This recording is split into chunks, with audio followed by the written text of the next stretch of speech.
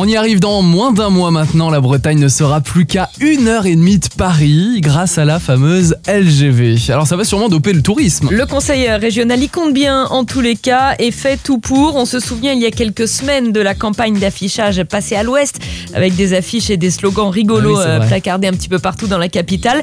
Deuxième offensive de la région Bretagne et de son comité du tourisme, des offres de court séjour en Bretagne sans ma voiture.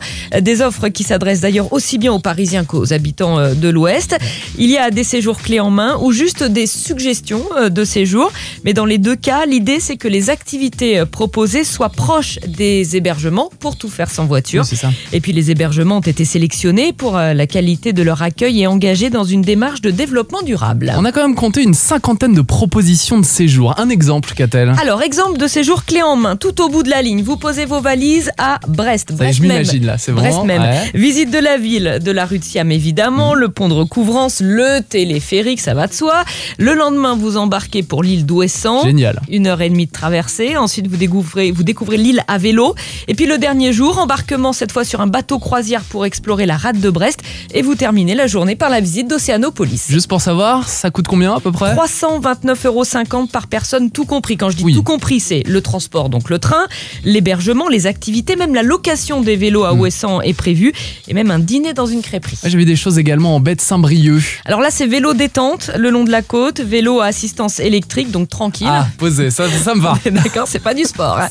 Une petite séance au spa, et puis les bruyères d'Erquy pour terminer de se détendre. Ça coûte combien ? Ça, c'est 181 € par personne. Et on rappelle qu'avec la LGV, Saint-Brieuc ne sera plus qu'à 2h12 de Paris contre 2h55 aujourd'hui. Catel, sachant qu'un tiers des Parisiens n'a pas de voiture personnelle, c'est plutôt bien vu, je trouve. C'est très intéressant pour les touristes, parisiens ou autres, et c'est très intéressant pour la région et le comité du tourisme. Pour eux, les enjeux sont très nombreux. D'abord, développer la mobilité touristique à faible impact carbone et donc soutenir comme ça le développement durable de l'économie touristique. Développer le tourisme des 4 saisons aussi en proposant des courts séjours comme cela. Et puis la région travaille pour essayer de proposer sur le même principe, donc sans voiture et tout clé en main, des offres de moyens et de longs séjours. Ça donne envie, on y va ? On y va, c'est parti. On retrouve toutes les offres de séjour sur le site www.enbretagne-sans-ma-voiture.com.